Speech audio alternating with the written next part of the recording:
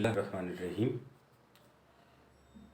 ہم مطالعہ کر رہے ہیں سورہ البقرہ کی آیت نمبر 183 183، جس میں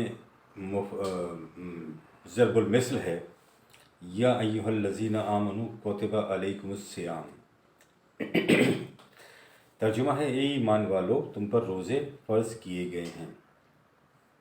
اس میں 3 مفردات تھے، آمنو الف میم نون، جس کا ہم مطالعہ کر چکے ہیں، کوتبہ کاف تے بے، اس کا بھی مطالعہ کر چکے ہیں۔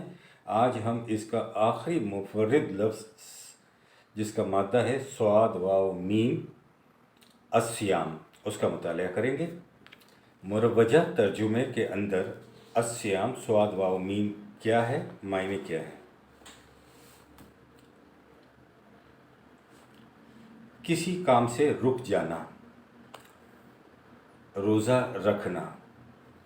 کتبہ علیکم الصیام 2/183، لکھا گیا، فرض کیا گیا تم لوگوں پر روزہ رکھنا، ٹھیک ہے نا؟ تو صیام ہے روزہ رکھنا یا کسی کام سے رک جانا۔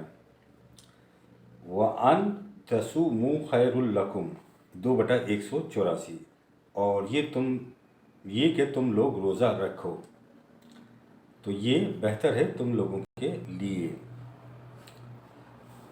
یعنی اس کو آپ یہ بھی کہہ سکتے ہیں کہ کسی کام سے رک جاؤ، یہ تمہارے لیے بہتر ہے۔ کسی کام سے رک جانے کا عہد، اور اس کا معنی روزہ بھی ہے۔ انی نذرت للرحمن صوما 19/26، بے شک میں نے منت مانی الرحمن کے لیے ایک روزے کی۔ آگے ہے والصائمین والصائمات 33/35، اور روزہ رکھنے والے اور روزہ رکھنے والیاں۔ تو یہ ہم نے مطالعہ کیا ہے مروجہ ترجمے میں جو آتا ہے اس کا، اور اب ہم لیتے ہیں لغات القرآن سے۔ سام صاد واو میم، رک جانا، ٹھہر جانا، باز رہنا، اسے کہتے ہیں۔ قرآن کریم میں صیام کو فرض قرار دیا گیا ہے 2/183۔ اس کے لیے بتا دیا کہ یہ صبح سے رات تک کھانے پینے اور جنسی اعمال سے مجتنب رہنے کا نام ہے 2/187۔ یہ رمضان کے مہینے کے روزے ہیں جس میں قرآن کریم نازل ہونا شروع ہوا تھا 2/185۔ جو شخص مقیم ہو، سفر میں نہ ہو اور تندرست ہو، مریض نہ ہو، اور اس کی طبعی حالت ایسی ہو کہ اسے روزہ رکھنے میں کوئی مشقت نہ اٹھانی پڑے، تو اس پر روزہ فرض ہے۔ یہ 2/184 میں آیا ہے۔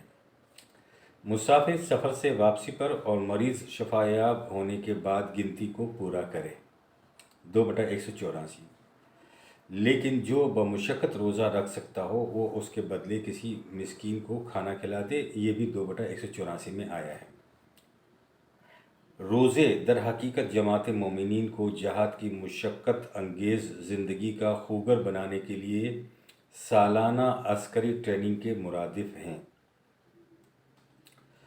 دیکھیں، یہاں پر ایک چیز میں آپ پر واضح کر دوں کہ جو لوگ نماز کا انکار کرتے ہیں یا نماز نہیں پڑھتے ہیں، وہ اکثر صاد لام واو صلاۃ کا لغات القرآن سے حوالہ دیتے ہیں، غلط ہے۔ لغات القرآن میں صاد لام واو کا میں اس طرح کی کوئی بات نہیں کہی گئی، نماز کے انکار کی کسی طرح سے کوئی ساتھ نہیں دیا گیا، یا وہ ایسی کوئی بات نہیں کہی گئی۔ یہ لوگوں کی غلط نگہی ہے۔ جو لوگ اس طرح کی باتیں کرتے ہیں وہ در حقیقت ان کی اپنی خواہش ہوتی ہے، اپنی آرزو ہوتی ہے، لیکن اس کا لغات القرآن سے کوئی تعلق نہیں ہے۔ دوسری بات یہ کہ میں آپ کے سامنے یہ پڑھ رہا ہوں، صوم کا لغات القرآن سے ہے، اوپر صاد واو میم کی بات کہی گئی ہے، اس میں جو یہ بات کہی گئی ہے عسکری ٹریننگ کی، اس کا حوالہ دیا جاتا ہے کہ جی یہ روزہ تو عسکری ٹریننگ ہے، وہ روزہ بھی نہیں رکھتے، وہ ان کی مرضی ہے، تو کہتے ہیں کہ عسکری ٹریننگ ہے۔ لغات القرآن میں اس کے لیے لفظ استعمال ہوا ہے، یہ مرادف ہے، یعنی روزہ در حقیقت جماعت مومنین کو جہاد کی مشقت انگیز زندگی کا خوگر بنانے کے لیے سالانہ عسکری ٹریننگ کے مرادف ہے، یعنی ہم شکل ہے۔ اگر زید بکر کا ہم شکل ہے تو اس کا مطلب یہ نہیں ہے کہ زید ہی بکر ہے، یہ اس کے مرادف ہے کہ یہ اسی طرح کی ہے جیسے کہ عسکری ٹریننگ ہوتی ہے۔ آگے بیان کرتے ہیں لغات القرآن میں، ان کا مقصد قرآن کریم نے خود واضح کر دیا جہاں کہا کہ لعلکم تتقون 2/183، تاکہ تم قوانین خداوندی کی نگہداشت کے قابل ہو جاؤ۔ لَتُكَبِّرُوا اللَّهَ عَلَىٰ مَا هَدَاكُمْ 2/185، تاکہ تم قرآن کریم کی روشنی میں قوانین خداوندی کو انسانوں کے خود ساختہ قوانین و نظام حیات پر غالب کر سکو۔ وَلَعَلَّكُمْ تَشْكُرُونَ 2/185، تاکہ تمہاری کوششیں بھرپور نتائج پیدا کر سکیں۔ تو یہ چیزیں تو روزہ ایک بنیاد ہے، اس بنیاد پہ کھڑا ہو کر پھر انسان جو ہے یہ لعلکم تشکرون، لعلکم تتقون اور